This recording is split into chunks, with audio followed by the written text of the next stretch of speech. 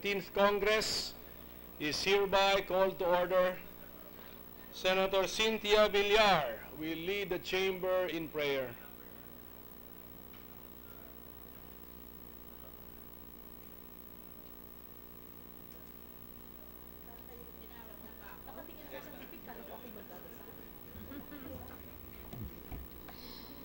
Let us all put ourselves in the holy presence of God as we pray this prayer against terror and violence, as we anticipate lasting peace to reign in our country and the whole world. O God, merciful and strong, who crushes wars and casts down the proud, please banish terrorism and violence in our midst and wipe away all tears, so that we may all truly deserve to be called your children. Defend against every attack those who cry to you, so that we who trust in your protection may not fear the weapons of any foe. We ask this through Christ our Lord. Amen. Amen. The Land Bank Musical Ensemble will lead us in the singing of the Philippine National Anthem, and then they will also render a song entitled Kabayani.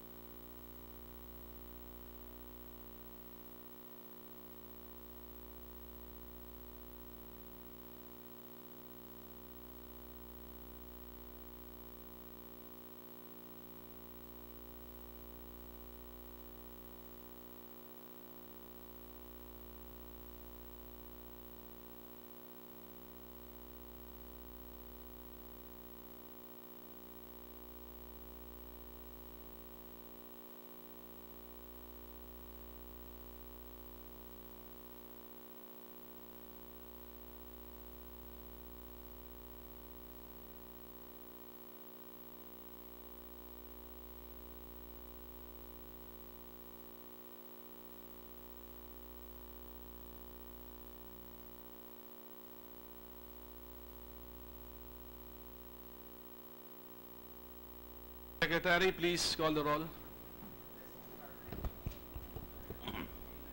The Honorable Senators Angara, Aquino, Binay, De Lima, Drilon, Ejercito, Escudero, Gatchalian, Gordon, Hunasan, Ontiveros, Lacson, Ligarda, Pacquiao, Pangilinan, Po, Recto, Soto, Trillanes, Villanueva, Villar, Zuberi, Senate President Pimentel. With 20 senators present, the chair declares the presence of a quorum. Mr. President, I move that we dispense with the reading of the journal of the 23rd session, Wednesday, September 20, 2017, and consider the same as approved. Is there any objection to dispense with the reading of the said journal and consider the same as approved? Mr. President, Chair hears none, motion is approved. Mr. President, we'd like to acknowledge some guests in the gallery. We have former Congressman Renato Diaz, the 1st District of Nueva Ecija representative before. Guests of Senator Ejercito, the students of Misamis University headed by Dr. Virgilio Onganiza, and UP Los Baños guests also headed by Professor Mark Felizar. Kilusan para sa mga ugnayan ng mga samahang magninyog, guests of Senator Pangilinan, and guests of Senator Ontiveros, the Central Escolar University, Benjola School of Education, Liberal Arts, Music, Social Work, Social Sciences Department, Political Science students, Mrs. Fontanilla, Dr. Kuhutan, Dr. Hipolito Jr., and Mr. Habilian. I would like to welcome them to the Senate, Mr. President. Welcome to all of our guests. Mr. President, before the reference of business, may we recognize the Minority Leader, Mr. President? The Minority Leader, Senator Drilon, is recognized. Thank you, Mr. President. Before I take the floor, can I request that we have only one session in this hall and adjourn the other sessions? Silence is requested. Let us all listen to our Minority Leader.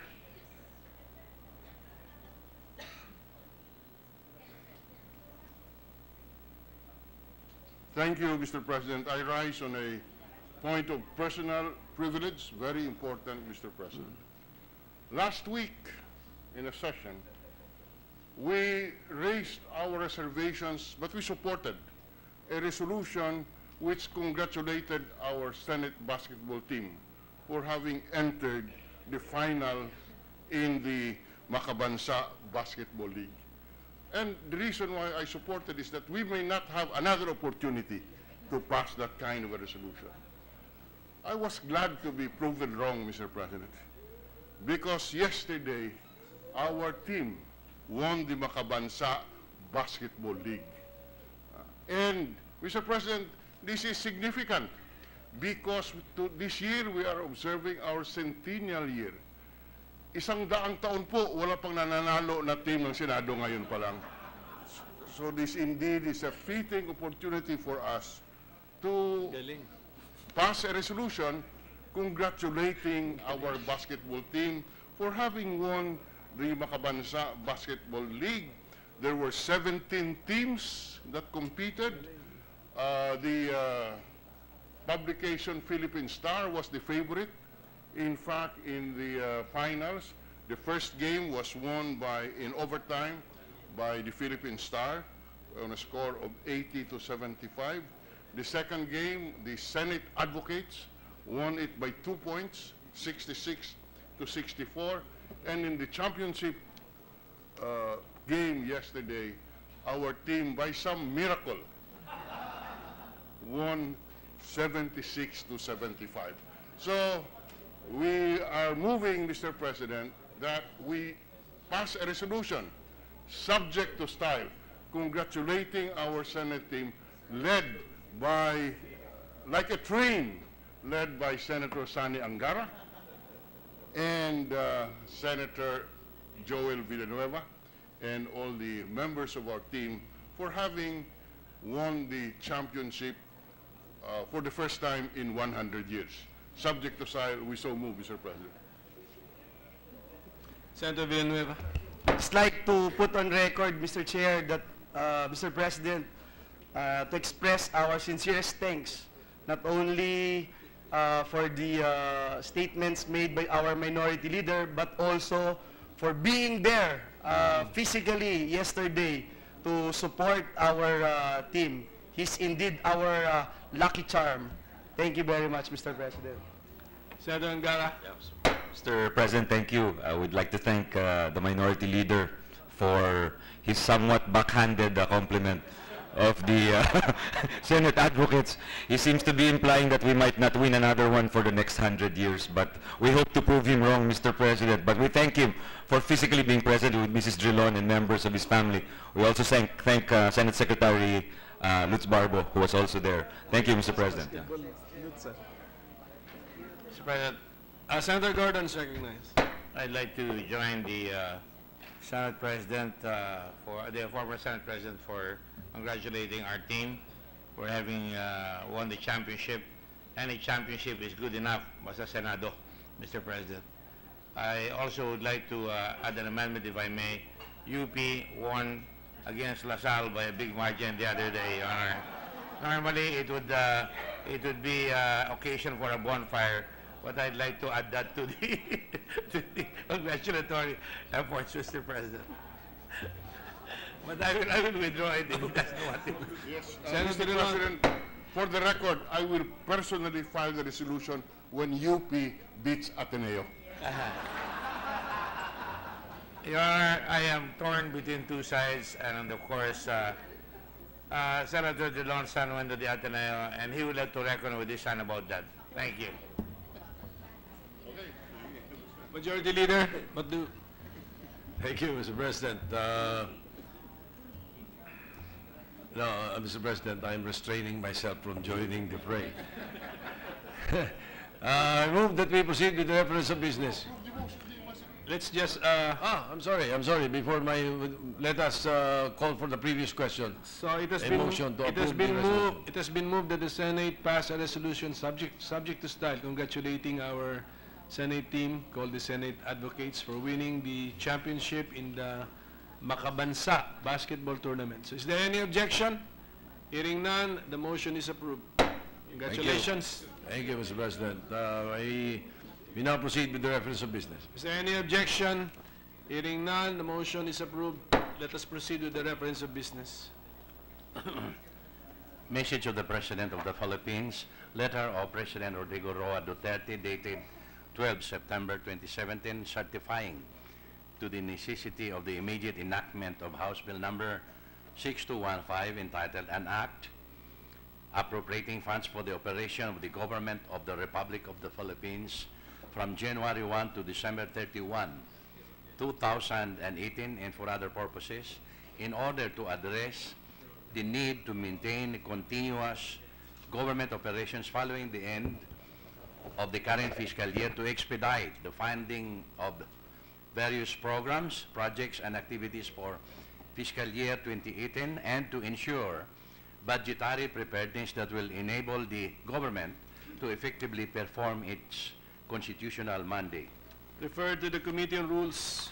Message from the House of Representatives, letter from the House of Representatives informing the Senate that on 18 September 2017, it designated Representatives Byron, Romualdo, Vergara, Soveri, Castelo, C. Alvarado, Tambonting, Belmonte, Ortega, and Arcillas as conferees to the Bicameral Conference Committee on the disagreeing provisions of House Bill number 6016 entitled An Act regulating the issuance, use, and redemption of gift checks, gift certificates, and gift cards, and Senate Bill number 1466 entitled An Act prohibiting the imposition of expiry dates on gift checks and for other purposes.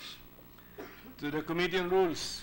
Bill on first reading, 1593, an act providing for the legal framework and mechanisms for the creation, operation, and administration of transnational higher education in the Philippines, providing funds therefore and for other purposes. Senator Escudero.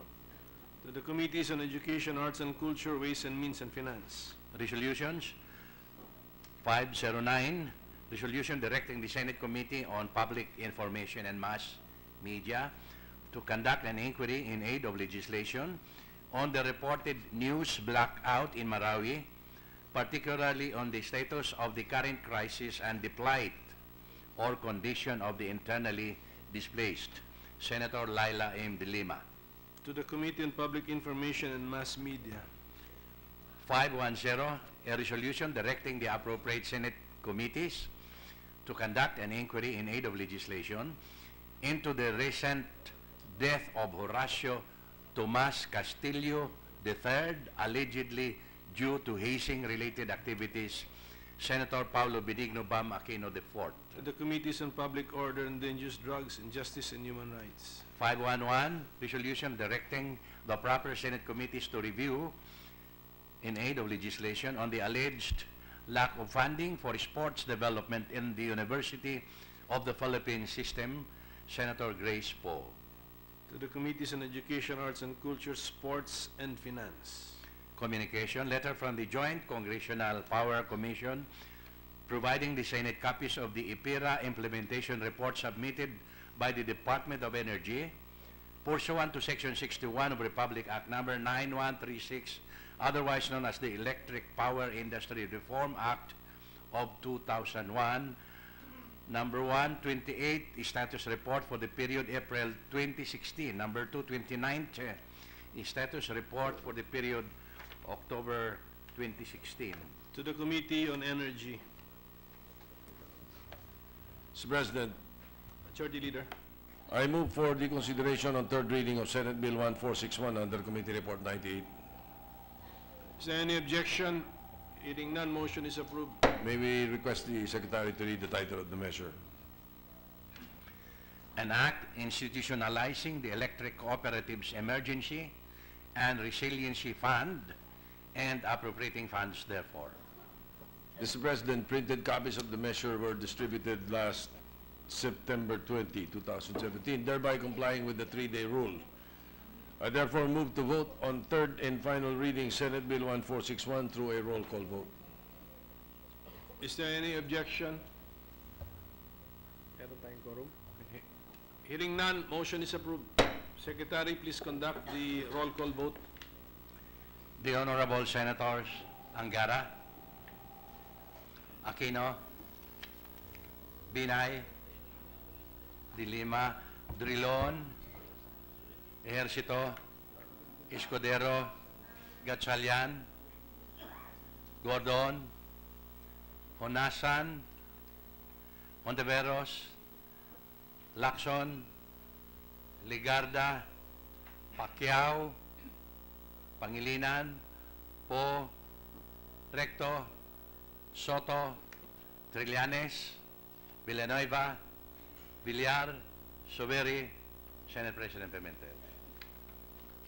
With 15 affirmative votes, 0 negative votes, Senate Bill number 1461 is approved on third reading.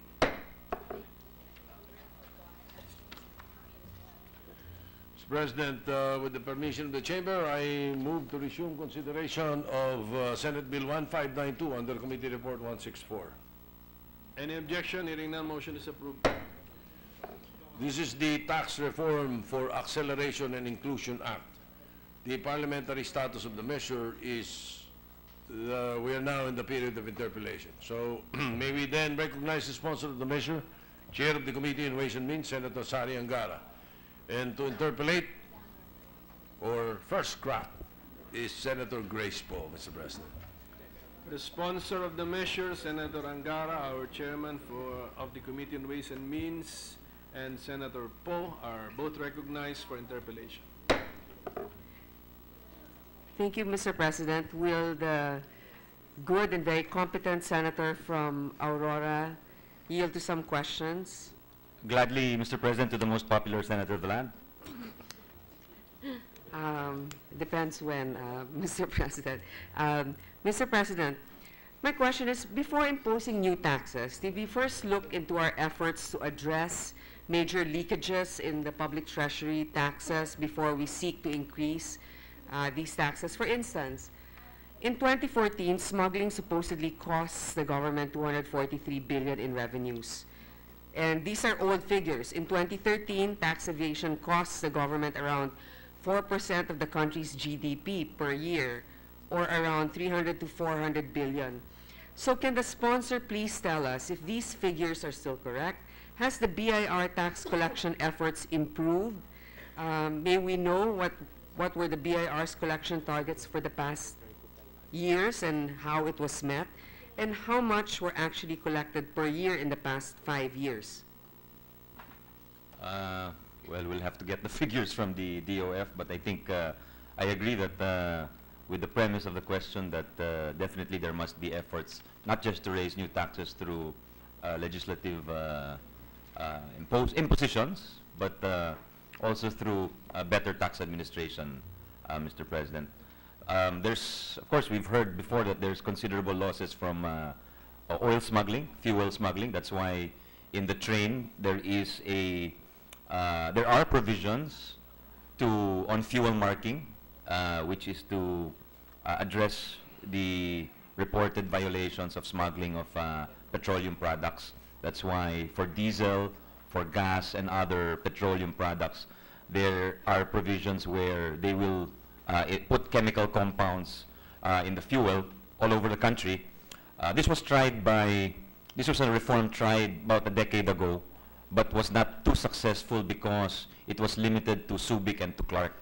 That's why whenever people were caught without the fuel mark, they would say that, well, this gas came from outside Subic or Clark. But upon consultation with various stakeholders, and looking at the experience of governments abroad, it seems that fuel marking has been somewhat effective in curbing smuggling of oil products. So that's one reform that we are putting, or we are at least authorizing. We're stating that the Department of Finance, along with the Bureau of Customs and the BIR, the Bureau of Internal Revenue, may undertake such administrative measure if it so desires. The House version states that it must be, the department must undertake fuel marking, but our version says that it may undertake fuel marking because it's difficult to amend the law, as you know, Your Honor and Mr. President. That's why we made it the language permissive rather than mandatory.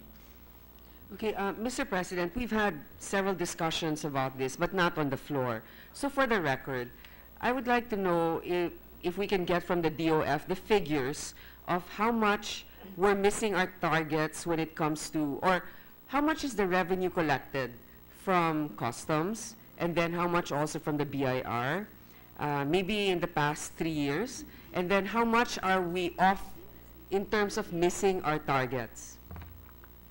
Well, the tax revenues from the BIR for 2016, we collected 1,567,214,000. That was in 2015 we collected 433,302,000, and the previous year we collected, in 2014 we collected 1,334,762,000 pesos. So every year our collection has been increasing as the economy has been growing, Your Honor. But Mr. President, what are the missed targets? Like how much should we have collected, let's say in 2015 alone? If we collected about 1.4 trillion, how much more could we have collected if we had a more efficient system? How much did we miss our targets by? Yes. Is that the collection? Is that the question? Well, we'll ask the DOF to come up with the. Yeah, the USEC Chua of the DOF is asking for some time to give us the figure. Okay. But I know it's also because sometimes targets are set. It depends also on how scientific the targets are set, Madam. That's right. Yeah. I understand, Mr. President. Of course, we have to leave some elbow room also. We can't reach it 100%, but we can also exceed it. This is also a possibility. But I would like to ask the good sponsor, for the record again, how much with this tax package, are we supposed to be earning in addition to our already earmarked revenues? How much are we trying to raise during this first year of the implementation of the tax measure? They've come up with various figures, no, at various points. That would likewise be But that's acceptable. just for 1 year, correct? For the first year, Your Honor. And then for the second, oh, well, anyway, we're still in the first year. But, Mr. President, then the reason why I asked this, 140 billion, of course, it's a lot of money. But when we think about the underutilization or the our missed absorptive capabilities, the budget that is allotted to the different agencies, when you think of 140 billion, the budget alone of the DOTR is about 65 billion. And in question there is about 10 billion already, which is supposed to go to MRT maintenance alone. So from there alone, and I'm sure that even in the Department of Education, when we had our budget hearings, and the good chairman of finance was actually quite appalled as to the implementation of the different construction of the school buildings, that alone, we have underutilized, or we have not been able to spend the money that we're supposed to spend.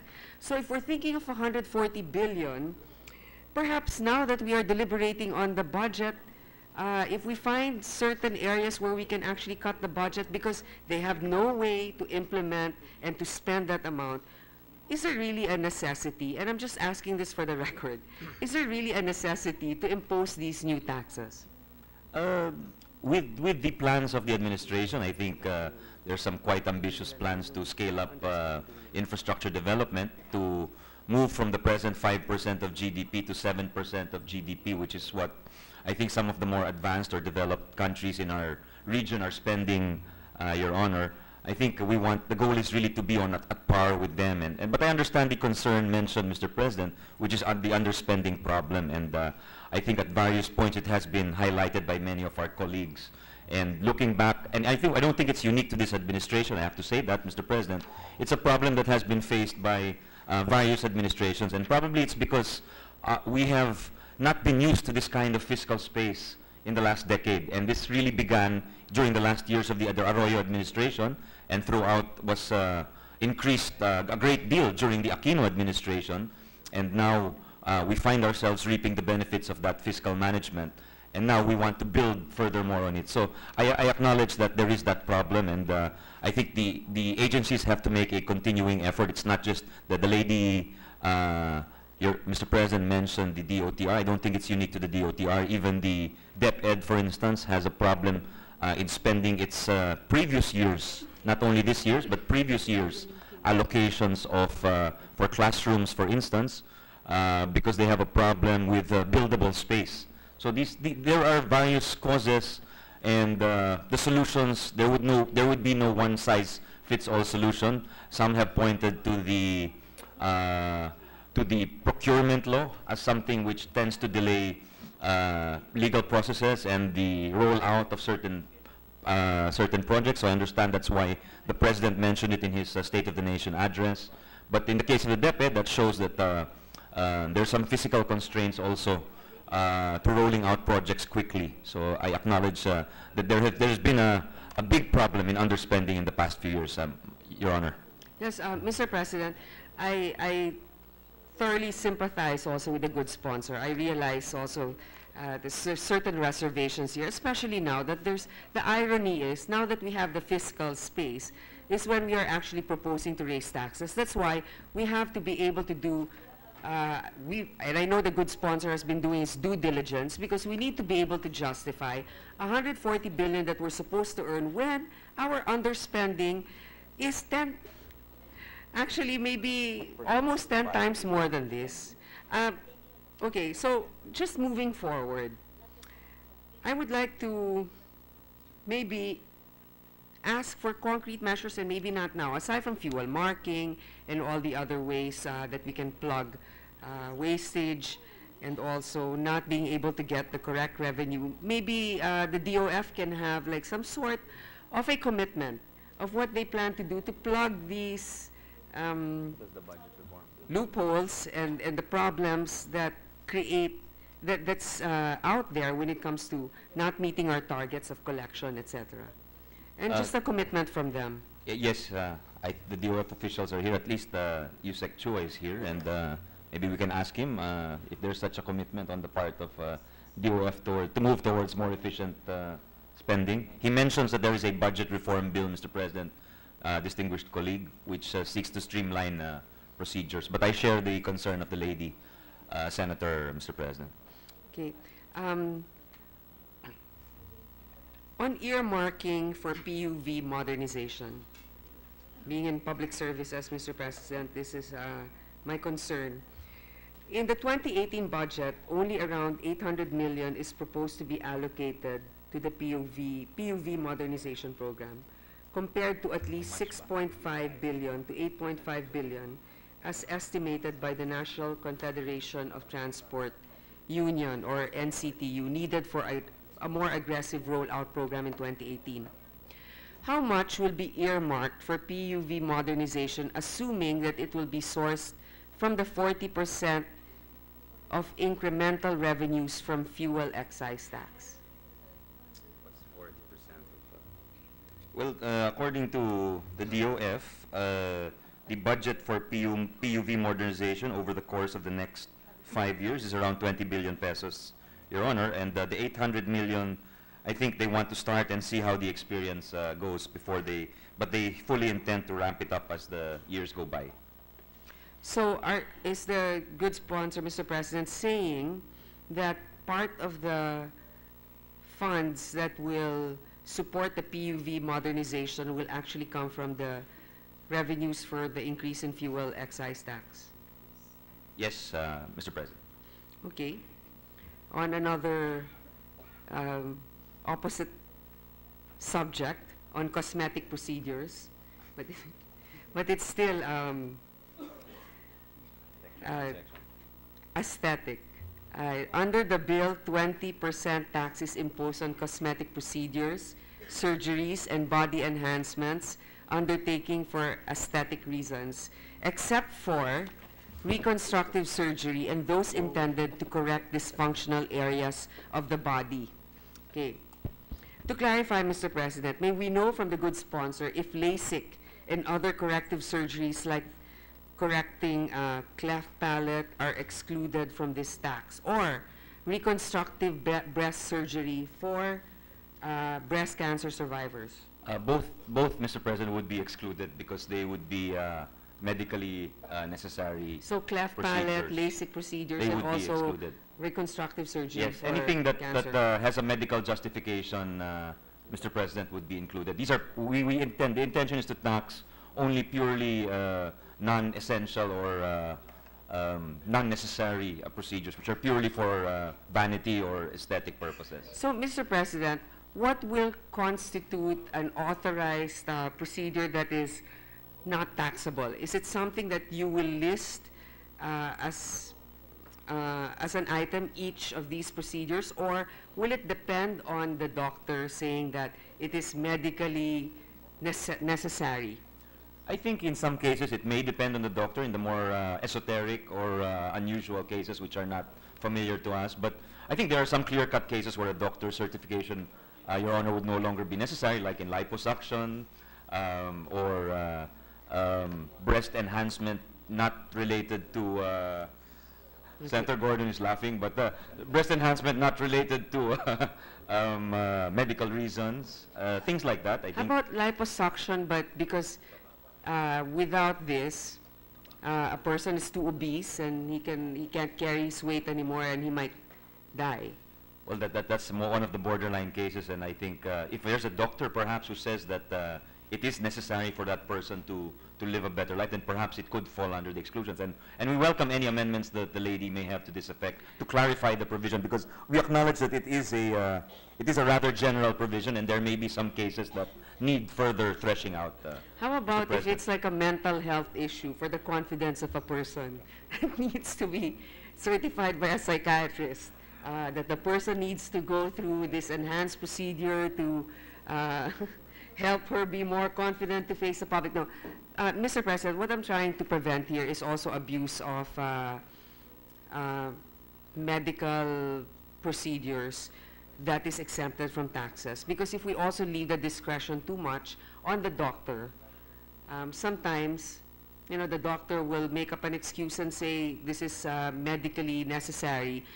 Perhaps a clear guideline of what's needed with a little bit of an elbow room if there's clear reason why the medical procedure is necessary, not just for vanity. So maybe we'd like to see that also. Certainly, Mr. President, we see where the good lady senator is coming from, and we'll be happy to work with her and hear out her ideas. And of course, there's always the implementing rules for more specifics.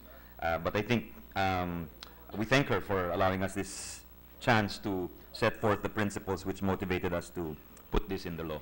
And thank you also, Mr. President, for reminding us that indeed there is also the implementing rules and regulation. It just came to my attention, so the specifics can be addressed there. Thank you. Since this tax sugar beverages, let's go on sweetened beverage tax now. This is the next topic. It aims to cut down on sugar intake.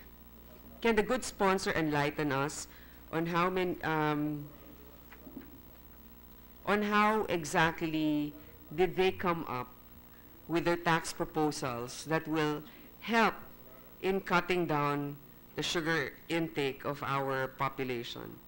Well, just a short backgrounder, if I may be permitted, Mr. President. This was not originally in the first tax package of the DOF, and I think it was put in because there were a number of House bills which sought to impose a tax on sugary or sweetened beverages. And the original House proposal was 10 pesos for per liter of sugar sweetened beverages, which used local tax, and 20 pesos per liter for sugar sweetened beverages using imported sweeteners, Mr. President. What the committee did was to, after hearing out the various stakeholders, which included sugar planters, members of that industry, who said that 10 pesos was too heavy, and also noting some of the literature on the subject, where it seems that 20% of the price, a tax amounting to 20% of the price of the beverage, would be sufficient to change behavior, consumer behavior. We decided to lower it to 5 pesos per liter of sugar-sweetened beverage. And in 2 years, we shift to a sugar content-based tax system, which would tax based on the sugar content of the drink at a rate of 0.05 per gram of sugar per beverage, distinguished colleague. But this will be in 2 years, Mr. President? It's 2 years, Madam Senator Poe, Mr. President, because at the moment the FDA and the DOH said they do not possess the equipment to measure all over the country the sugar content of these drinks. Okay, Mr. President, just to clarify, because when I listened to the well thought of and nicely delivered sponsorship speech of the good sponsor, he mentioned that 3-in-1 is exempt.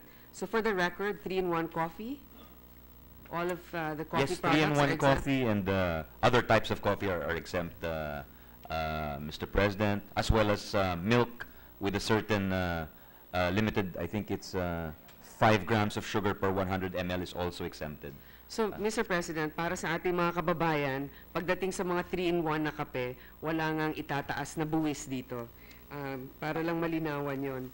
Wala na po at yun talaga ang datos na binigay po sa amin is halos 80% po ng kumukonsumo po nitong produkto ay yung prepackaged coffee, instant coffee, belong to class C, D, and E.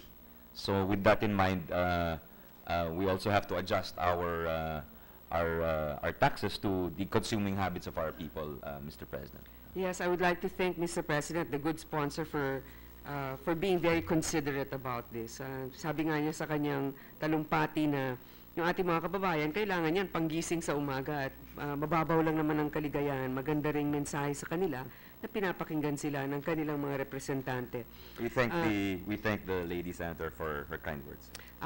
Mr. President, isa pang katanungan, yung stevia, alam naman natin ito si Senator Lauren Legarda, isa yan sa mga talagang advocates ng mga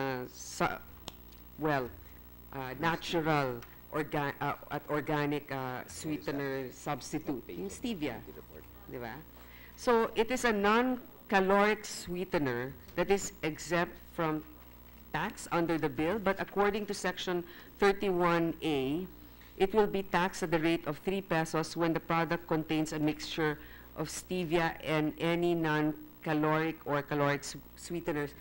This is quite vague to me, so pwede bang ma-explika kung anong ibig sabihin ng exemption dito ng mga caloric sweetener, ng katulad nitong non-caloric sweetener ng stevia?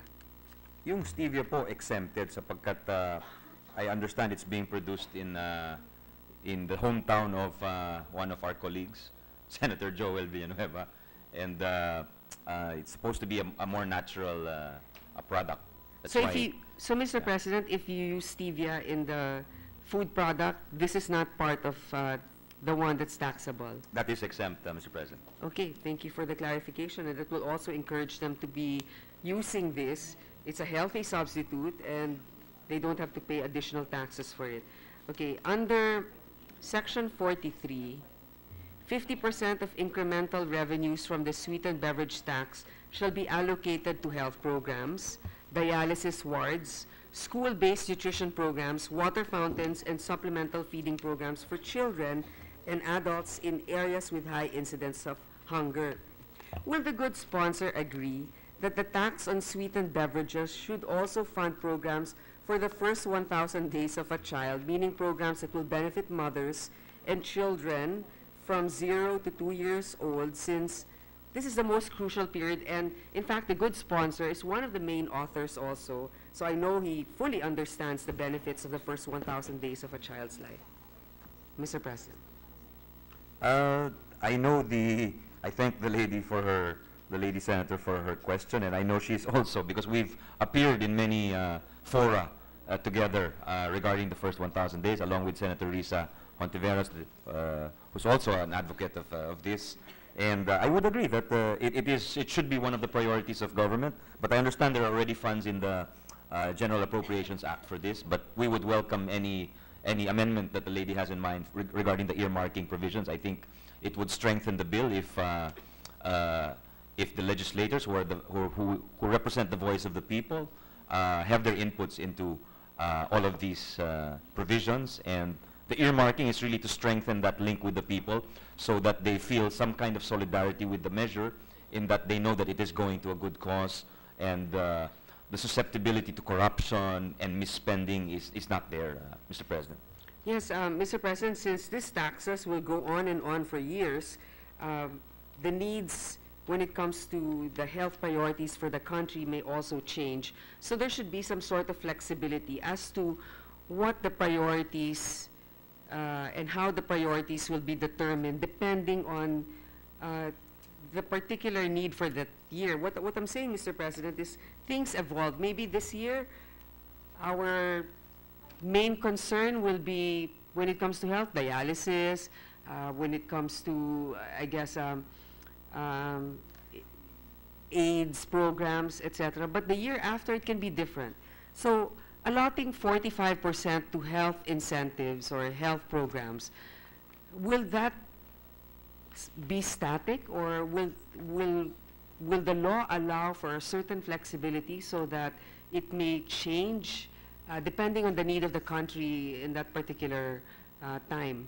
Mr. President, I fully agree with the lady from Iloilo and San Juan that there needs to be some flexibility going forward, which is why what was agreed upon with the executive branch is earmarking for 5 years, and even then the earmarking, although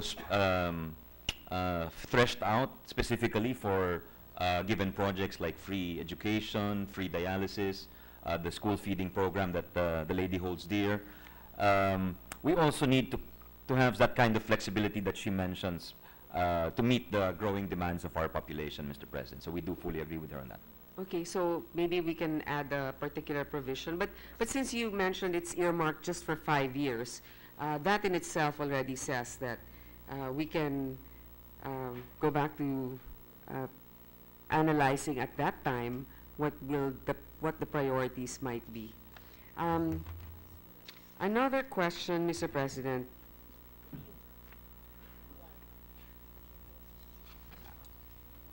If 50% of the fund will be allocated for health programs, etc., where will the rest of the fund be allocated from these sugar taxes?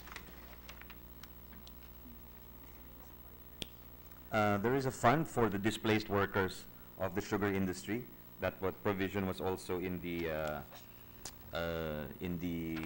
House bill, and that's contained in line 29 of page 63 of the bill. For a period of 1 year from the effectivity of this act, a portion of the incremental revenues from the sweetened beverage tax shall be allocated to fund emergency employment and training and retooling programs for displaced workers in the sweetened beverage industry.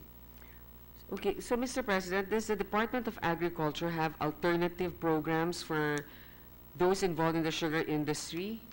Did they meet with the Department of Finance on how to possibly substitute and give them other sources of livelihood should the industry be affected by the tax measure?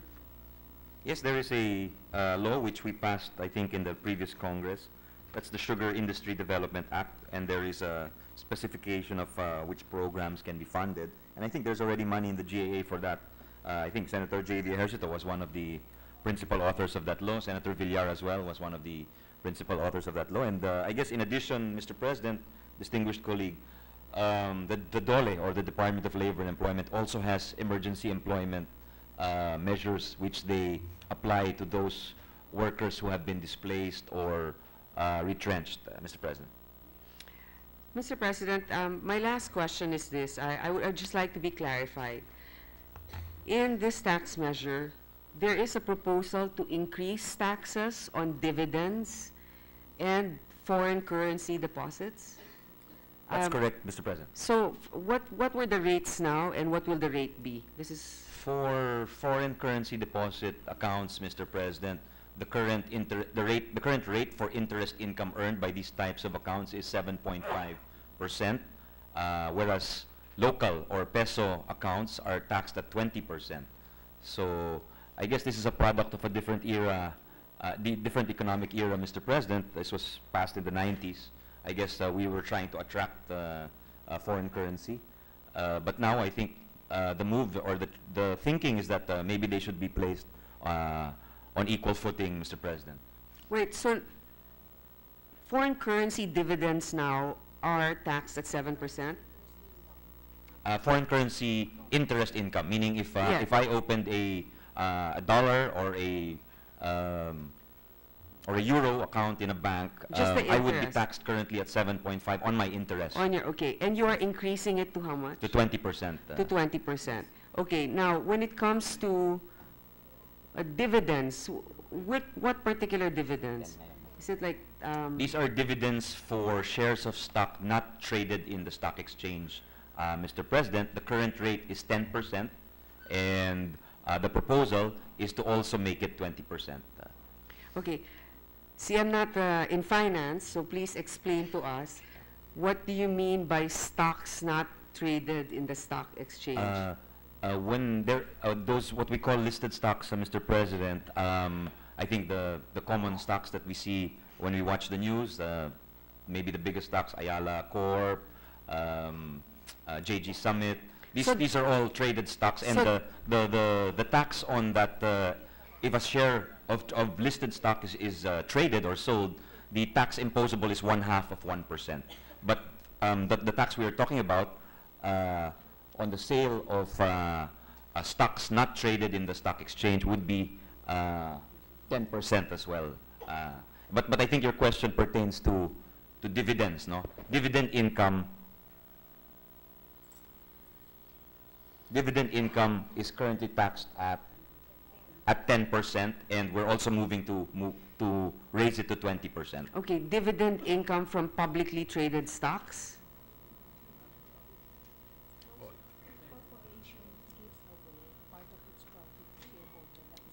Whether or not it's public.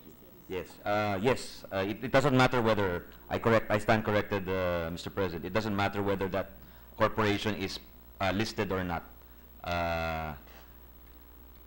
The tax, as long as that dividend is distributed, will be subject to 20%. So right now, they're only paying about 7%. 10%. 10%, and then it will increase to 20%. So, para lang, That is the proposal. so just to be clear, Mr. President, let's say I have, I don't know what stocks. Ano ba yung bagong lumabas ngayon? Oh, Chelsea. Sorry? Ano? Oh, ha? Chelsea Oh, Logistics. Vistaland na lang. Okay, Vistaland. Tapos, binenta ko yung stocks ko ng Vistaland. Kunyari, nabili ko siya ng 100 pesos per share, tapos naging 200 na siya. So, meron akong 100% increase, no? Kung ngayon ko binenta, na hindi pa tumataas yung rate natin, ang babayaran ko, magkano lang? Ilang percent? Stock exchange. That would be subject to the capital gains tax, Mr. President, which is 1/2 of 1% for a sale of a share of stock which is listed. Vistaland is a listed company, I understand, Mr. President. So, Oo nga. So, use an example where Vistaland shares were traded outside of the exchange. Is that possible? I think that is possible. yes, if so if there is a you sale said- of stock of unlisted shares, it would be subject to Now the- 10%. now 10%. Uh, Yeah, there's a 5 and 10% schedule. I think it's 5% for those for transactions below 100,000, and 10% for transactions above 100,000, Mr. President. Hindi, so nalilito ako. So sinasabi ninyo, ngayon, kunyari kumita ako sa binenta kong stocks. Sa ngayon, ang babayaran ko lang magkano? If it's listed, you would pay 1/2 of 1%. 1/2 of 1%. Yeah. If it is not a listed stock, you would pay what I just mentioned, Mr. President, the 5% for transactions below 100,000 and 10% for transactions above 100,000. Ngayon, pag pumasa na itong train, magkano yung babayaran ko bigla? Well, for listed, we did not So there won't be any, amend for the listed stocks. there's none. Yes, because Okay. apparently the world practice is to impose very little friction cost on publicly traded Traded stocks. okay. But for the sale of stocks on unlisted Unlisted. companies, such as maybe some family corporations, that is the proposal. Closed corporations, that is the proposal we are making to go from 10 to 20%, Mr. President. Okay. So, Mr. President, my concern is this. For example, I'm glad to hear that in publicly traded stocks, there won't be any increase in taxes there. But my concern is, in terms of the taxes that will be imposed on the interest gained from foreign currency deposits, how much do we stand to gain by increasing the rate of taxes on this? Because what we want to encourage, even if our dollar reserves now are far better than it was before the last administration. The predicted revenue gain from that, Mr. President, is 2.1 billion pesos. Okay, 2.1 billion. But wouldn't it, Mr.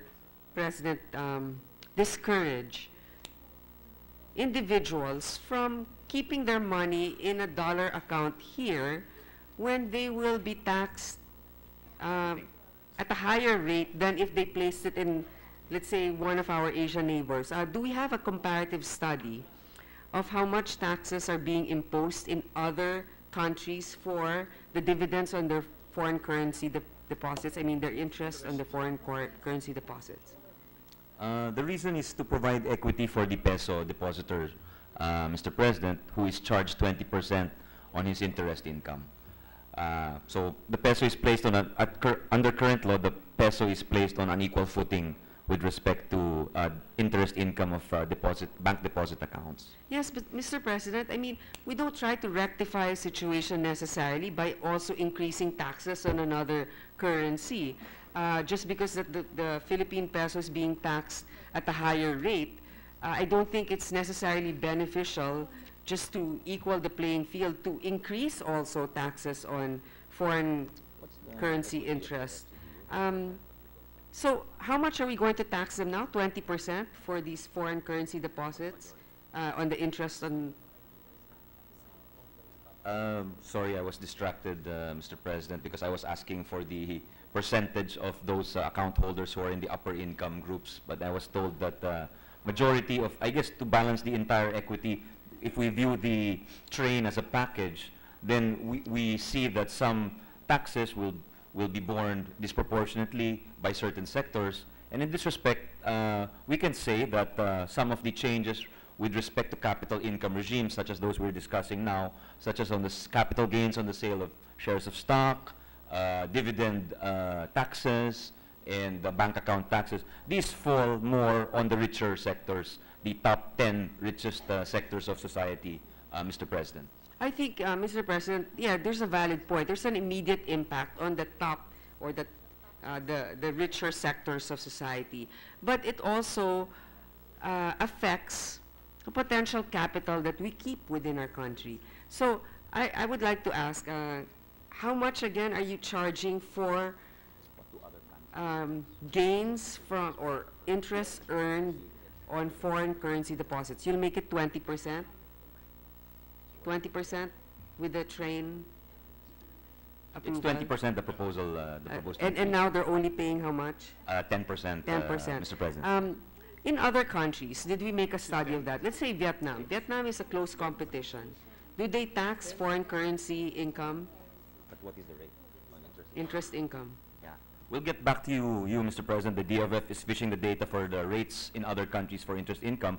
But it is notable to bookmark or to note that other countries in the region do not differentiate between bank accounts which are held in local currency and bank accounts held in foreign currency, which is what we do today. That's right. And you know, this is something that we can try to also not discriminate on instead of adding more taxes on another currency. But if in other countries they don't discriminate, then let's not discriminate. Instead of raising taxes on the interest on gain from a foreign currency deposit. My only concern, Mr. President, is that now that we are a little bit more comfortable with more dollars coming into the country, with the OFW remittances at a record high, we would want them to keep their money here, especially if they're earning more for their dollar income, instead of saying, wag na natin dito itago kasi yung interest dito mas mataas ang bawas sa taxes. I mean, again, maybe there's a reason also that the DOF is doing this, because it's really the banks that are initially making money out of this. But do they actually reinvest it in the country is the question. Maybe they don't. That's why we would rather just get our money up front and increase taxes on these dividends. I mean, on these interests. Mr. President, I acknowledge where the good lady senator is coming from, and she fears the possible capital flight from our banks. But according to the DOF, there is more money coming in rather than out, and this is because of the strength of remittances, and secondly because of the strength of the BPO sectors as well, which is why our reserves have also gone higher in the past few years. But we acknowledge that concern of hers, and if she has any proposed amendments, we'll be welcome to hear them, Mr. President. Okay. First, that would be all for now, Mr. President. I would like to thank the good sponsor. I know that he's been really pouring a lot of work into this. I've seen how he's met with all the different sectors with regards to this, so that it will be as inclusive as possible and as just as possible. And I would like to thank him for doing the heavy lifting for this one. So I hope the good sponsor will allow me to introduce some amendments at the appropriate time. Yes, certainly, Mr. President. That's the right of every member, and because of the points raised by our distinguished colleague, will be most willing, and we thank her for her kind words. Thank you very much, Mr. President. Thank you, sir. What was the answer, Mr. Sponsor, to the question of Senator Po on the final tax imposed on foreign currency deposits of our ASEAN neighbors? Do we have the date, the information?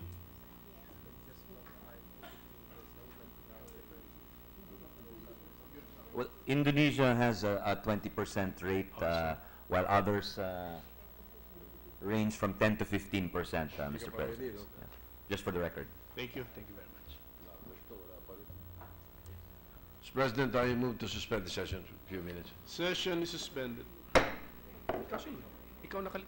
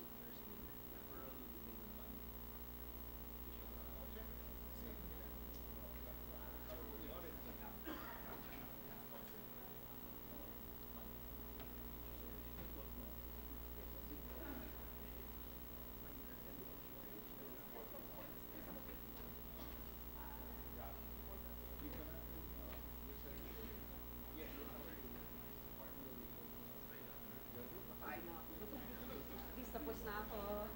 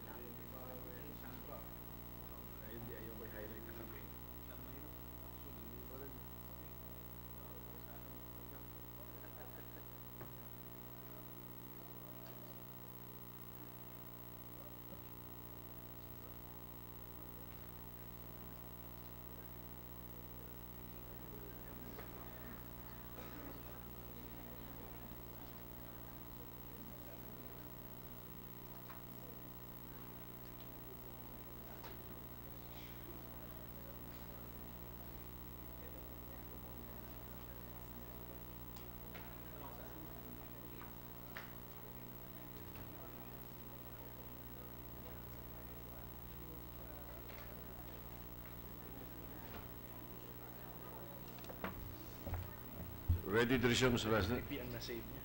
Session is resumed. Mr. President, for the continuing interpellation on Senate Bill 1592, the Majority Leader will interpellate.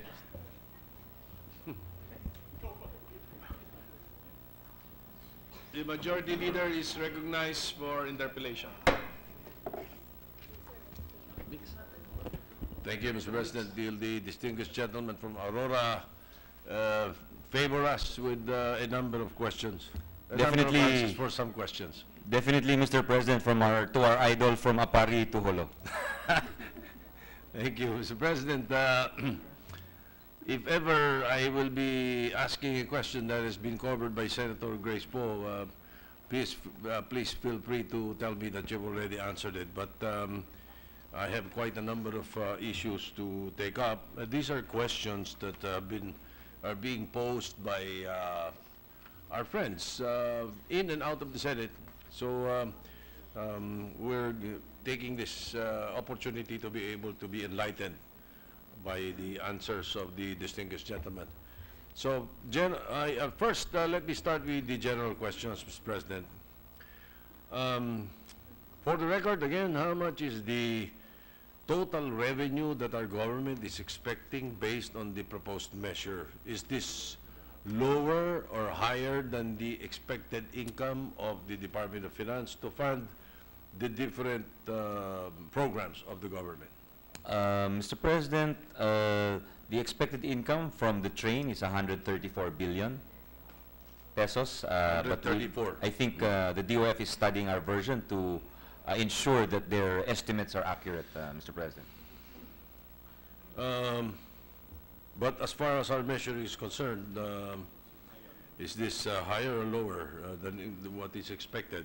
Well, when my staff and I calculated based on the submissions of the Department of Finance, because we've been meeting with them every week, Mr. President, we came up with a figure of roughly 130 to 133 billion in our calculations when I gave, as of the moment when I gave the sponsorship speech last Wednesday, Mr. President.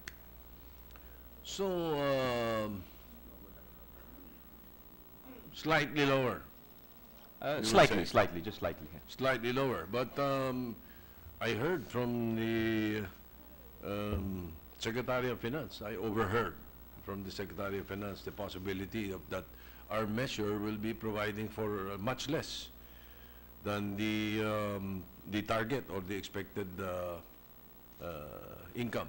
We've heard such reports, Mr. President, and we've asked the DOF to give us an exact breakdown in writing of their estimates, because at the moment, the estimates for the value-added tax have not been given to us in total and have not been broken down, Mr. President.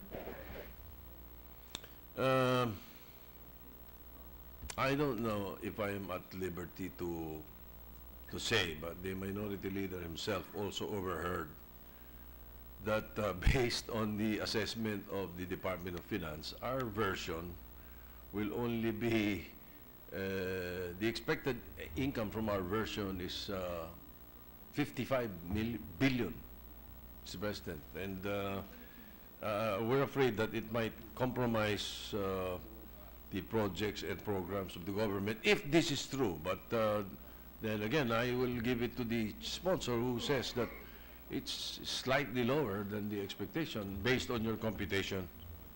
Mr. President, distinguished colleague, the figure cited by the good Majority Leader, according to USEC Chua, is their initial estimate and does not include the lifting of the VAT exemptions. And if I'm not mistaken, and memory serves me right, House Bill 5636, the DOF initially estimated the take from the lifting of the VAT exemptions to be 81 billion pesos. So if you see that that is the VAT, and the Senate made a few changes to what the House did, or the House bill, with respect to the lifting of VAT exemptions, but we don't think it would approximate a total erasure of the House measures on VAT. That's why we have asked them to give us the exact figures and broken down per law, which we are going to amend or repeal with respect to the value-added tax. We have been asking for these figures for some time now, Mr. President. We hope they will be forthcoming because, as you said, they are crucial going forward. But nonetheless, as the sponsor of the measure, we are committed to meeting the government's revenue going forward. There is the period of amendments, and we would welcome any amendments which would shore up any perceived or real shortcoming, Mr. President.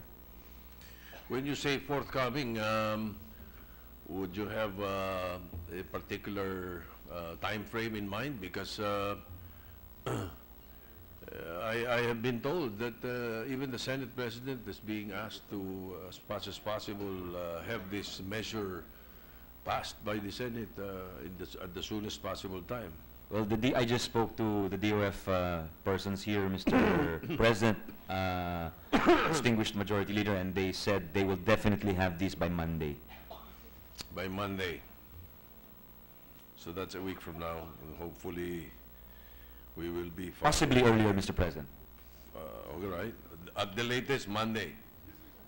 May we recognize the Minority Leader for with the permission of two gentlemen, to facilitate the debate. Senator Angara said that the Department of Finance will give the definite figures by Monday.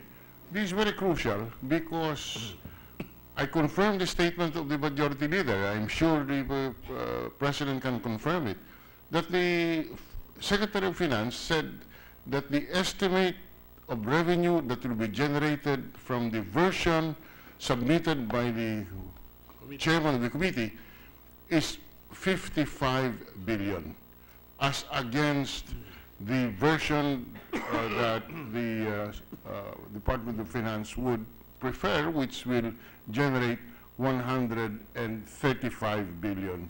That's how I recall the statement of the Department of Finance.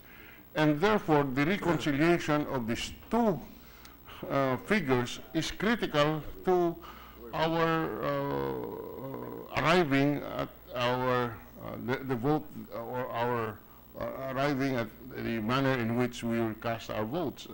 We want to support a reasonable improvement in our tax collection, but there is a wide disparity between the version of our chairman and the version of the Secretary of Finance.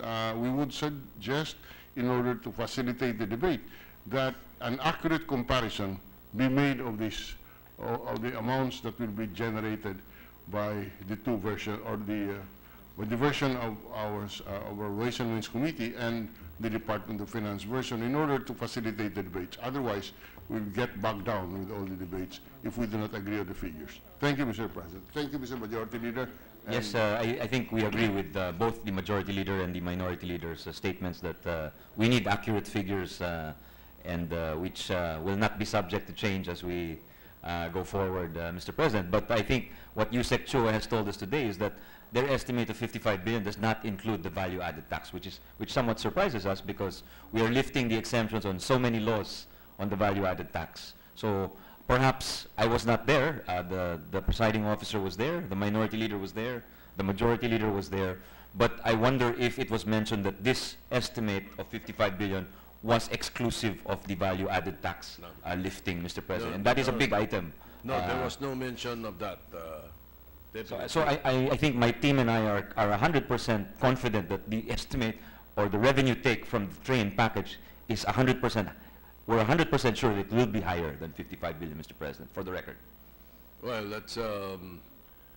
I'm glad to hear the confidence of the sponsor, Mr. President, because I share the perspective of the Minority Leader when we heard that in that particular evening that we were together, when we were together with the Senate President. We were somewhat perplexed. I think perplexed would be a mild term, Mr. President. I was shocked when I got the report. I would rather not reveal who told me, but I also got that report, and we immediately contacted our friends over at the department when we were told that. All right. So it seems that there is some kind of an inaccuracy on the issue. I prefer not to call it an inaccuracy, but perhaps some disagreement as to the figures, and perhaps it can be settled going forward, Mr. President. All right. We'll accept that. Now, let me move forward, but still on the general issues.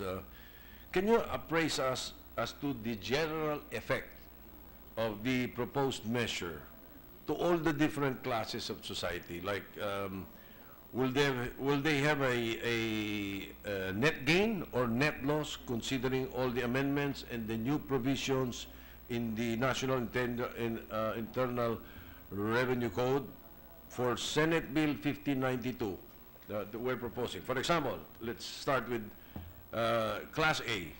Net loss or gain?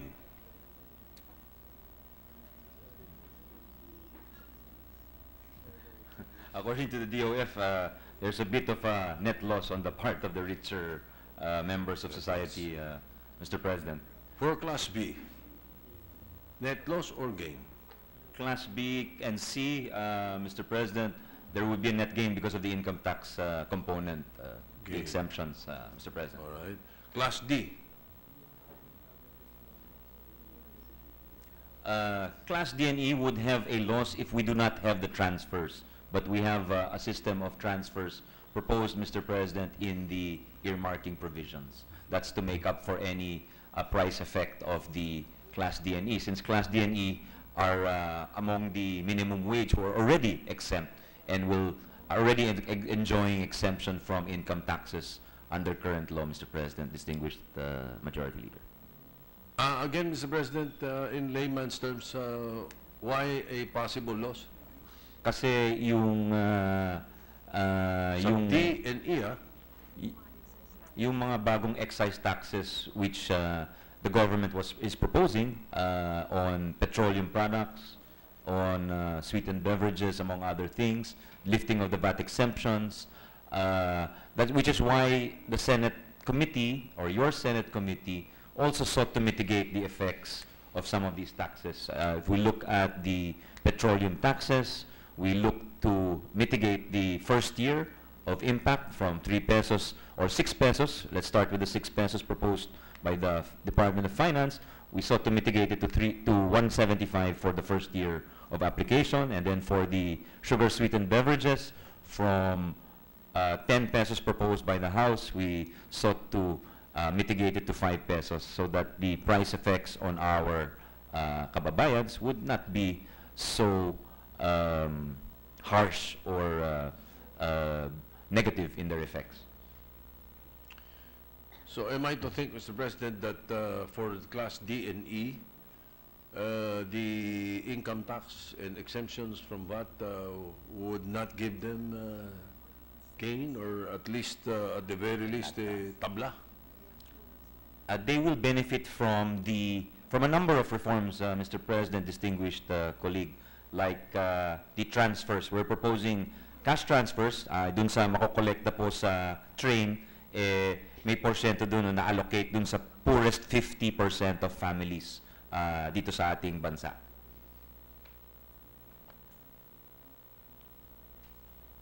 Well, that's another debate, Mr. President, because there's a thinking that instead of the cash transfer, you give it to agriculture, to the farmers, Mr. President. I distinctly remember that particular. I've heard that debate, Yes, Mr. President, yes. and I think Senator Villar is one of the advocates of that, where she said, imbis na bigay natin yung na pera, bakit hindi na lang ibigay natin na sako ng bigas? Kasi doon, natatamaan mo yung problema nila sa gutom o sa hirap, pati tinamaan mo rin yung problema ng magsasaka sa Yes. bibili po ng kanyang tanim. And not only that, Mr. President, there is research proves that if government buys almost, let's say, 35 to 40% of the total output of the Filipino farmers, it's much, the effect will be a lot, much better than the conditional cash transfer. Sa akin, Mr. President, hindi tayo sarado sa mga amyenda dyan. Kung gusto ng ating mga kasamahan ay hindi pera ang ibigay sa ating mga kababayan, kundi bigas o pagkain, okay lang po sa atin yon, Mr. President. Anyway, I'm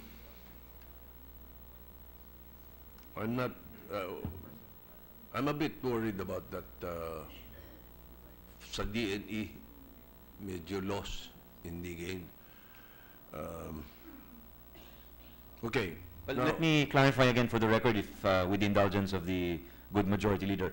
It is a net gain in train because of the transfers. But without the transfers, there would be an effect because the income of the DNE does not increase that much, Mr. President. And that is why that is what motivated us to mitigate some of the consumption taxes present in the other versions of the train, distinguished colleague. All right. So in another perspective, you're saying that it's not really loss, no, for DNE. I think taken together, it's not a loss. That's why we have to view it as a package, Mr. President. And if we look at the perspective also of the minimum wager, for instance, he is already exempt from tax. So, sa kanyang punto de vista, siguro wala siyang nakikitang benepisyo dito.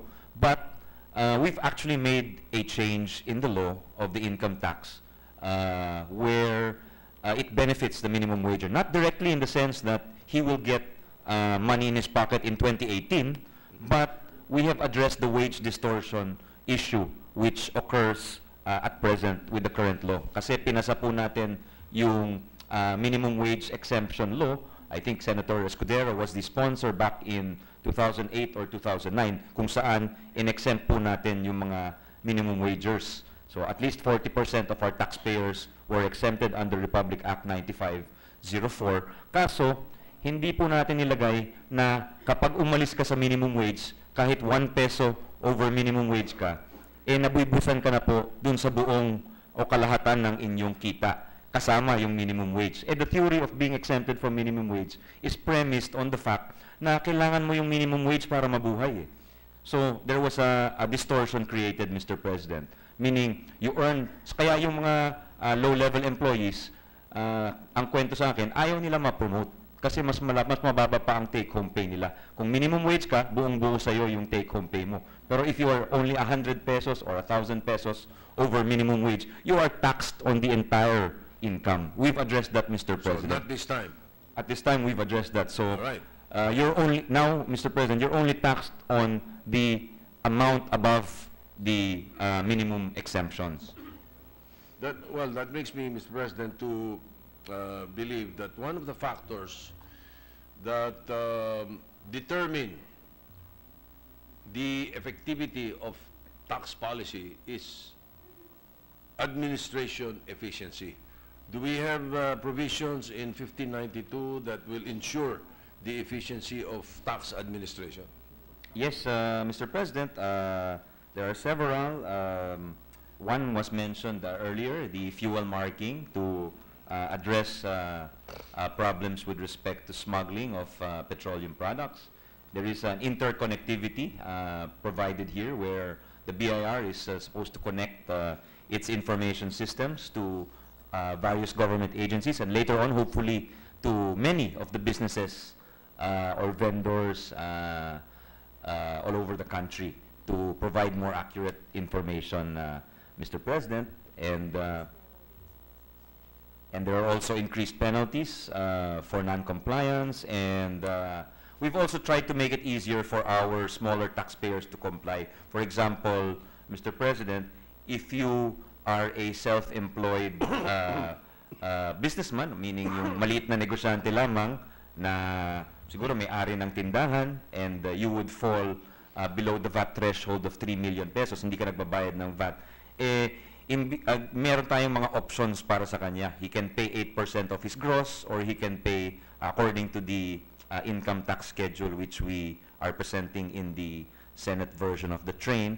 And he is also still exempted from the VAT. And because pag nagbabayad ka po ng VAT, magfa-file ka po ng VAT return kada buwan, meron ka pang quarterly returns. So sa amin, dun sa pag nag-avail ka po nung option of for those under 3 million, you only have to file your tax return once a year. So yung mga ganong klaseng, kasi ang kwento sa akin sa BIR, parang bundok-bundok na po yung returns na yun. In fact, yung mga malalaki of personal income tax that are currently not enjoying the same benefit.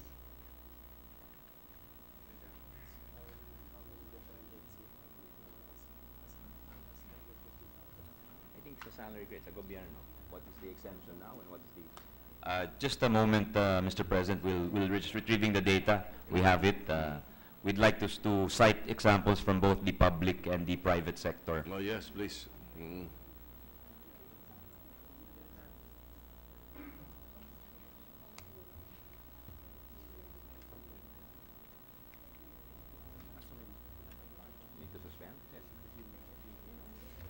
Sa government employees, ito lang. Ano sabi sa session suspended? Dwayne? Kasi yung binaba nila sa yung zero rate tax from 250 to going to 150. Session is suspended.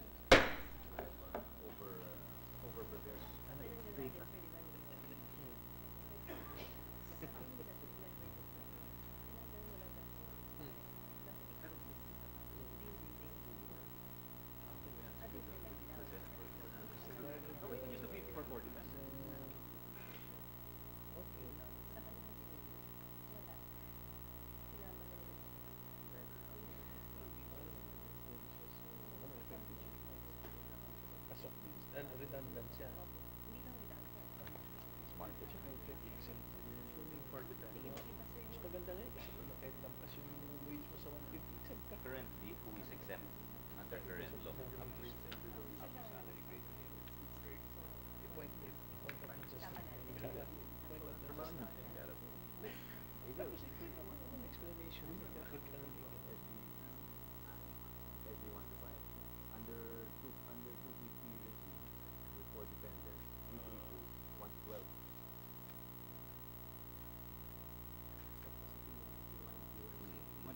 On 50,000 sir, you are exempted. Sa nung lumalabas, ang exempt lang sa yung subsistence poor. Saka yung naging subsistence poor. Different green burden.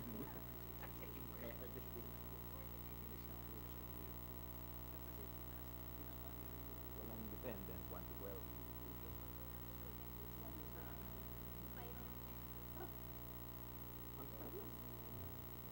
Including 13 months. What about private?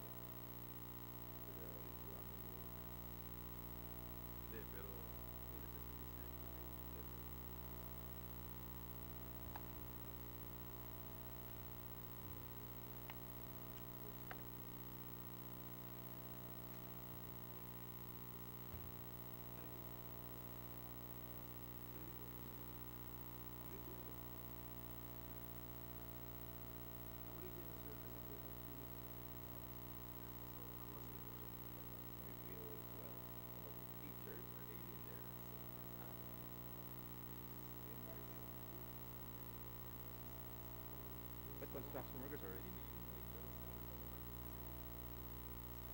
Yeah. Pero yung 5 to 14, anong mga trabaho? Oh.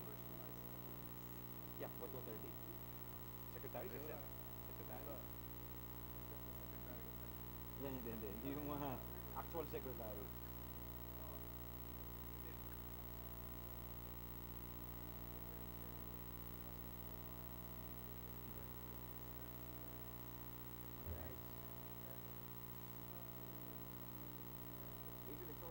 Remember when we gave the sponsored speech, I asked you to make that document.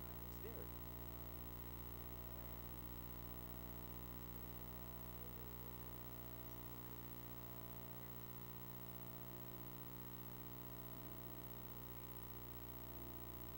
Tapos lang naman hinihingi, hindi man compendium, di ba?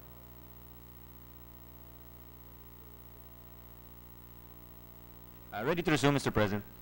Session is resumed. Mr. President, in answer, the distinguished majority leader asked under the Senate version who would be exempted, who are not exempt under current law. With respect to the public sector, you would have many types of salary grades who would be exempted. Utility worker 1, the janitors, the messenger 1, barangay health aide 1, prison guard 1, firefighter 1, and going up until salary grade 14, depending on how many dependents they have. Salary grade 14 has a monthly income of about 26,000. 14? Salary grade 14, Mr. President, has a salary of around 26,400 a month, Mr. President. With respect to the private sector, you would cover certain employees like waiters, cashiers, quality control inspectors, accounting clerks, secretaries, except as Yusek Chua says, the Secretary of Finance, bank tellers, among others, Mr. President. Also, BPO call center agents, Mr. President.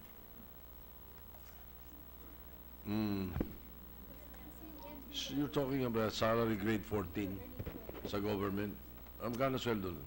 Alin po, salary Salary grade? grade 14, as you That's said. salary, a monthly income of 26,490 pesos, Mr. President.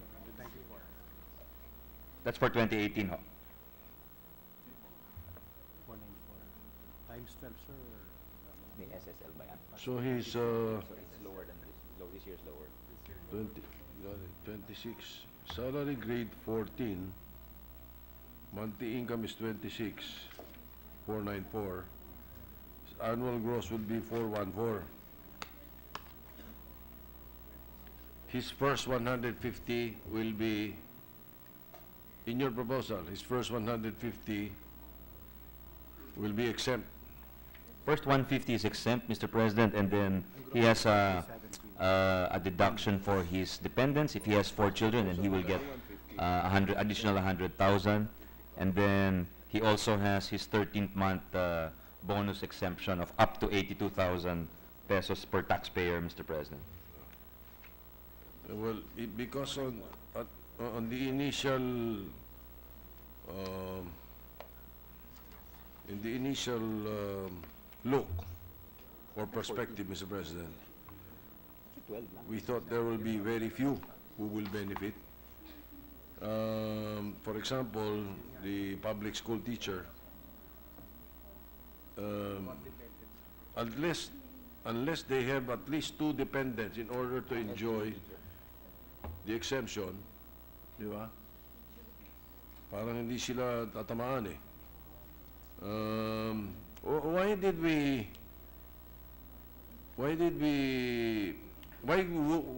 we bring it closer to the near poor? Bakit ba't binaba natin from the original 250 na plano? The revenue impact is the primary reason, Mr. President. Under the original proposal of the Department of Finance, the revenue impact would be negative 144 billion, if I'm not mistaken, approximately, whereas the revenue impact of the Senate proposal, as it stands, is around 112 billion. So that's a difference of about 32 billion, Mr. President. So the House version is 250. It's 250, yes, Mr. President. So If I may, with the indulgence of the yes, please, because distinguished I think majority leader, very important issue. I think to the tackle. reason, because we also wanted to get back to the thinking of the department and of the House, and when we asked them why 250, and they said it's because the President promised during his campaign to exempt people earning 25,000 a month and below. And if you look at it, someone who earns 25,000 a month actually earns 300,000 a year. But if the DOF said if they set the level at 300,000, there would be no one left to pay taxes, Mr. President. But in our version, in the Senate version, that promise is still maintained because someone who earns that much, as long as he has children to support and as long as he has that 13th month pay of his is exempt, we will still be fulfilling that promise of the President, Mr. President. And we have to note that although our threshold is lower than the House's and the original proposal of the Department of Finance, 50,000 is tax exempt. That's right, Mr. President. That's also the one that addresses the problem of the minimum wage earner. Kasi nga, pag umakyat siya sa minimum, pag natanggal siya dun sa minimum wage, sa kasalukuyan, binibwisan siya sa buong halaga ng kanyang sweldo, kahit na he's only a little bit above minimum wage. Currently, but the role of the exemption is it applies to everybody. So there's no longer any wage distortion when someone moves out of the minimum wage.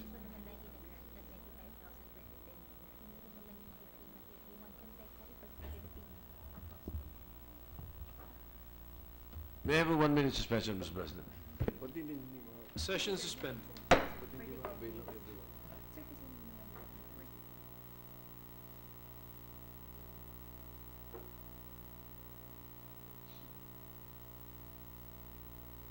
Sabi na gano'n lang.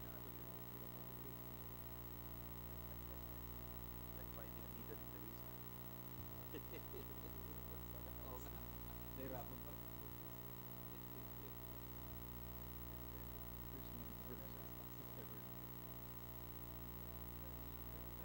Yeah, thank you, thank you. Ano bang impact dito?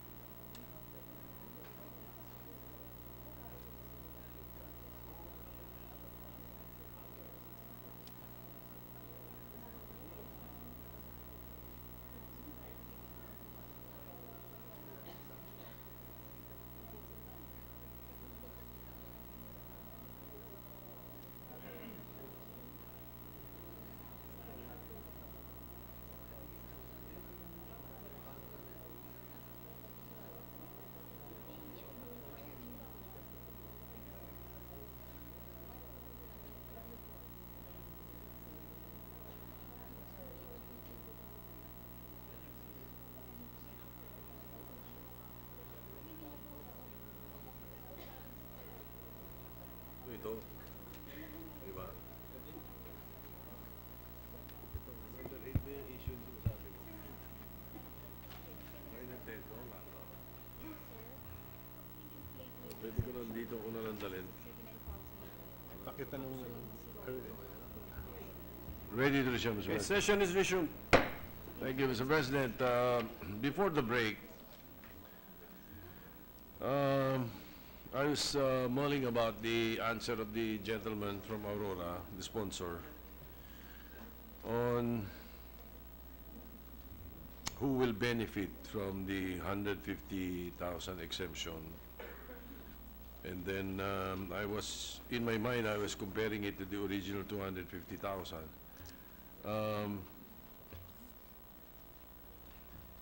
In the bill, the personal exemption amounting to 50,000 for individual taxpayer, I think, has been deleted, no? However, Yeah. the additional exemption for dependents amounting to 25,000 for each dependent, not exceeding 4, has been retained. So kung 150 ang exemption mo and then you have 2 children, 200,000 ang exemption mo. In addition to your 13th month, depending on how much you receive for your 13th month. So it would be 200, the mentioned by the distinguished majority leader, plus whatever 13th month or bonus you receive, Mr. President, up to 82,000, which is exempt. In the, kaya nyo ginawang maximum for the dependents, kasi maximum nun 250,000. Well, it was for consideration, but the current tax code already provides a maximum of 4 qualified dependents. Yeah, pero Mr. President. sumasapol dun sa House version na 250,000. Sumasapol sa House version at sumasapol din po sa pangako ng ating Pangulo, Mr. President. Yes, ngayon. Well, the problem is, kung wala kang dependent, Hindi ka po sapul, Mr. President. ilan nga, ilan Yes. sila? So ilan sila na hindi magbe-benefit dito sa decrease natin, samantalang yung, I'm not saying that I want it, I want you to convince the others, Yes. to us, na, yung 250,000 na version ng House, or the original proposal of the DOF, includes all. Dito sa proposal natin, binaba natin ng 150, pero yung mga may dependents, aabot hanggang 250 pa rin. Ang tatamaan dyan sa decrease natin, yung mga single. Tatamaan po sila Hindi in a tatamaan, sense. I mean, I'm sorry, Yeah. I used the wrong phrase. Ang hindi makikinabang, ayan, ang hindi makikinabang ay yung mga single. Hindi sila makikinabang from the 250, but they will makikinabang po sila as compared to current law, Mr. President. In other words, they will still be better off because we've also adjusted the rates and the thresholds. So even, it may not get the same benefit as under the House or Department of Finance version, but definitely, tatamaan sila dun sa as compared to current law. Ibig sabihin, he will still be better off than current law. We've ensured that 99% of taxpayers will be better off under the Senate version, Mr. President. Yeah, I do agree. I agree with that. Talagang anything much better is better than anything better than the previous one is better, definitely. Tama po yun, Mr. President. And So, if I may add, would you have figures on sino mga makikinabang at hindi? the difference between Ilan yung mga makikinabang na mga taxpayers na single? At saka anong epekto kapag mag-asawa, isa lang ang makikinabang doon sa dependent? we've not amended the tax code with respect to that, Mr. President. We're just carrying over the provision of the 4 dependents, and it's usually the father who claims it. But in the case of families where the parents are separated, it's the parent who has custody, legal custody, who can claim it. Okay. Same as the previous... Same, we've not amended the rules there, Mr. President. So, would you have figures on the percentage of those who will be benefiting from the... What's the percentage of the 150 and below? Kung 83 ang 250. the content of the old law carried over here na ang dependents pwede maximum 4.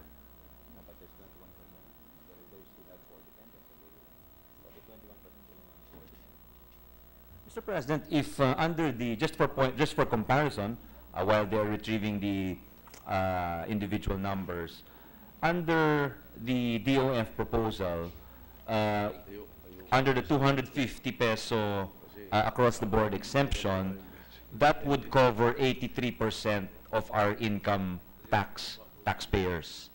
Under the Senate proposal, it would cover around, it would cover around 62% of income taxpayers. So there is a difference between the Senate and the House or DOF version of around 21% of taxpayers. If the universe of taxpayers is around 7.5 million, 21% of that would be about 1.5 million individuals. But again, we must be clear that of the 1.5 million individuals, they're not a total zero. They are just because they are not fully exempted does not mean that they will not enjoy any tax exemptions. In fact, the more children they have, the more of a tax break they will be getting, Mr. President. I think that's what we need to emphasize in comparing the Senate version with the version of the Department of Finance and the House of Representatives. And definitely, we'd like to repeat for the record, Mr. President, that those 21% out of the 99% of taxpayers will get a break from this version of the Senate, Mr. President. Okay, thank you, Mr. President. So would you have the percentages or forthcoming? It's about 1.5 million by rough estimate, Mr. President. We're willing to give you the data when we have, when we can be furnished the more exact numbers, and we can isolate of the 1.5 million who have 4 dependents, who have 3 dependents, who have 2 dependents, and then you can really see what they will be enjoying, Mr. Yes, President. thank you, Mr. President. That will be very helpful. Thank you. Now, let me move on to the issue of the value-added tax. Currently, Mr. President, there are 59 lines of exemptions on the tax code, and I understand 84 additional exemptions in special laws. Now, with our proposed measure, Senate Bill 1592, we deleted some of these exemptions in order to give our government additional revenue.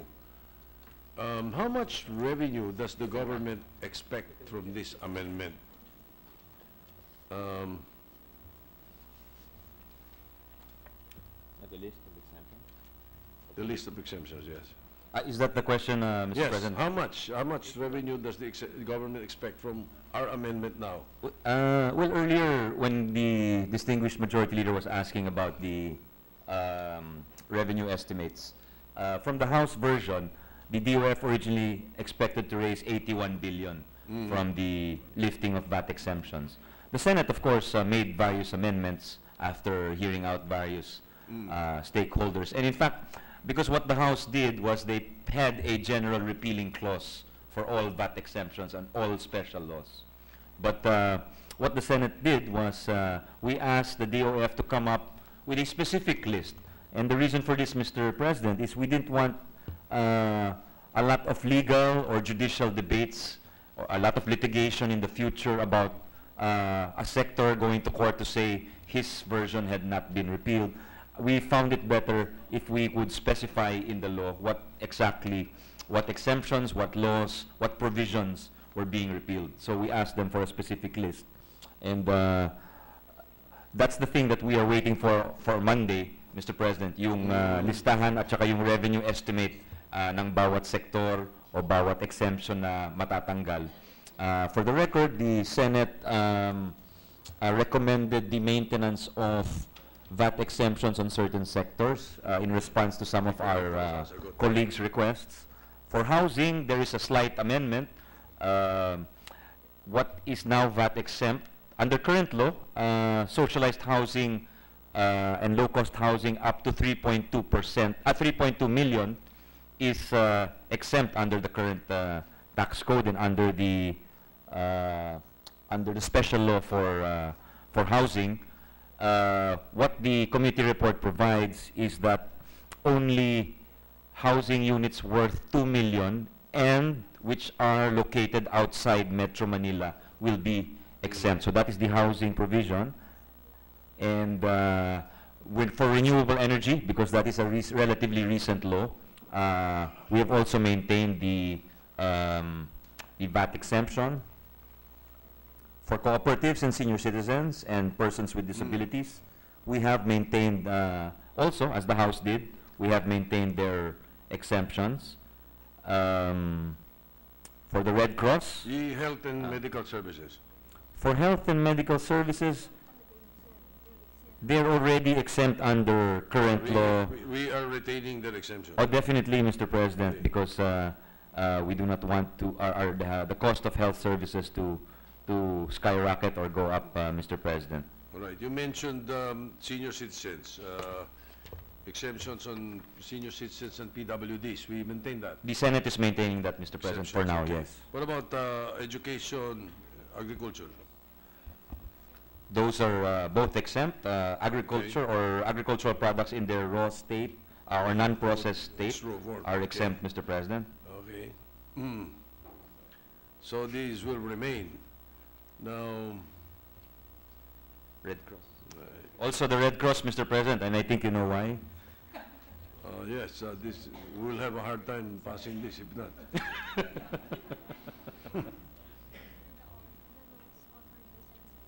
Many of the laws here actually are authored by the distinguished majority leader. We've maintained the exemption for the Philippine Fisheries Code. That's Republic Act 8550. We've also maintained it for the rather the Traditional and Alternative Medicines Law. That's Republic Act 8423, as well as the Downstream Oil Regulation Law, which is Republic Act 8479. The first bill that you mentioned, the first law that you mentioned, I concur. That's true. I was the principal author of that measure in the 9th Congress. In the last law that you mentioned, I voted against. The Downstream Oil Regulation? Yes. Well, I apologize then. It's the wrong data we've been furnished, Mr. President. Anyway, yeah, that's all right, Mr. President.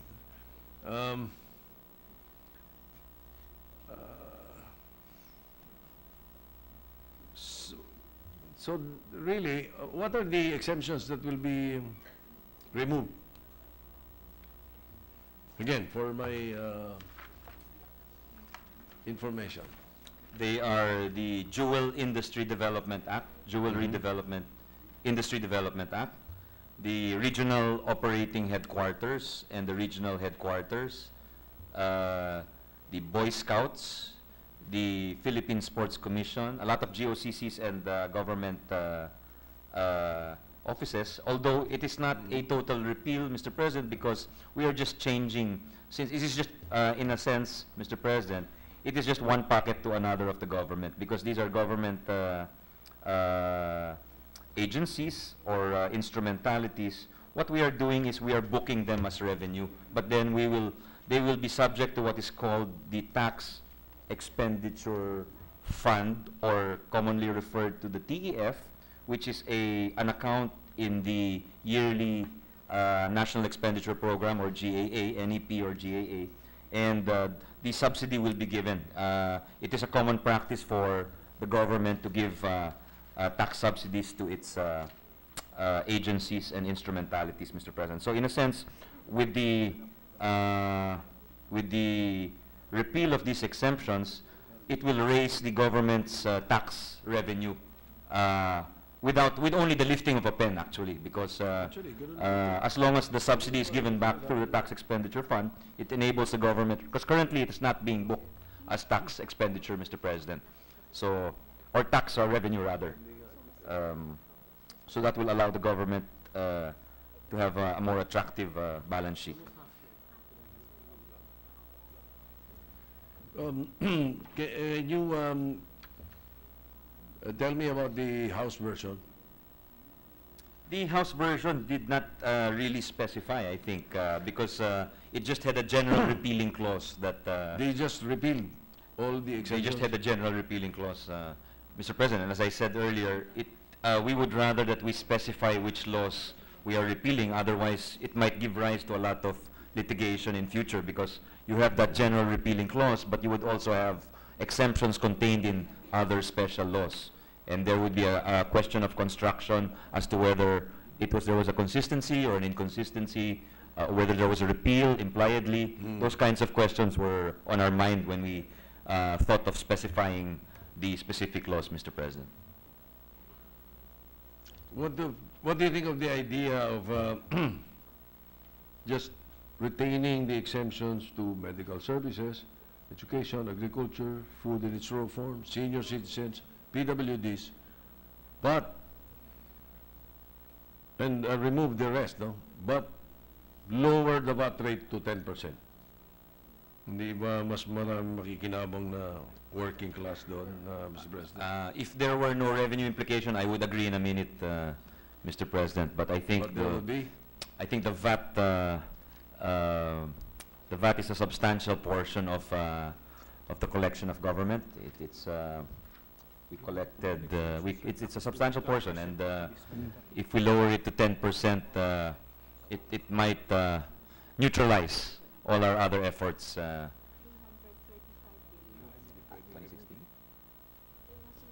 Well, of course, we're just throwing the idea of some of our... No, I admire the spirit in which the thought is made, Mr. President. Anyway, Mr. President, what about the economic zones? We have been providing tax relief to the economic zones to spur development. We've been doing that for a long time. Do you think it's still necessary this time to supporting them? Perhaps they have already developed through the years, or those who have developed already, to allow them to pay income tax or VAT. Just, di ba yung mga eco-zones have been used for smuggling, so used Japanese cars, motorcycles, commercial products. What do you think of this, Mr. President? Well, I agree with the distinguished majority leader that there has been some negative reports appearing in the newspapers about some economic zones. And but with respect to package 1 or the train, the Senate version did not touch any of the economic zones.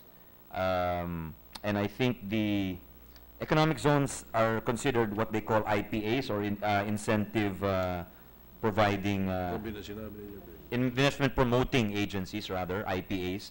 And I think they are part of the DOF package 2, which will deal with corporate income tax and rationalization of fiscal incentives, Mr. President.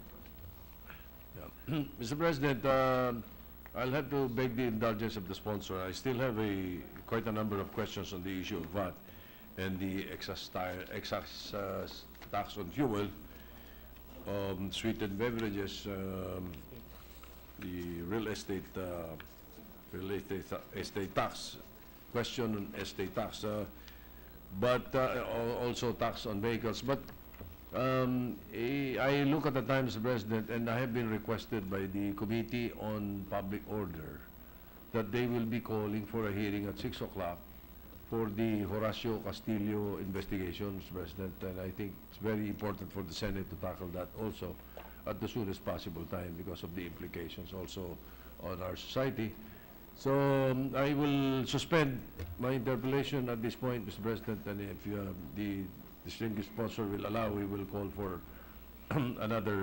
we'll call for this tomorrow. Certainly, as a matter of fact, Mr. I will schedule it every day as requested by the Department of Finance so that we can finish it at the soonest possible time, Mr. President. Certainly, Mr. President, we thank the distinguished majority leader for his questions, and we will be here every day to answer questions, and we will certainly be most willing to answer questions tomorrow and the following days. Thank you, Mr. President. Distinguished majority leader. Very good. Thank you, Mr. President, and I thank the distinguished sponsor for his hospitable answers to my questions. Thank you, Mr. President. Mr. President, I move to suspend consideration of Senate Bill 1592. Is there any objection? Hearing none, motion is approved.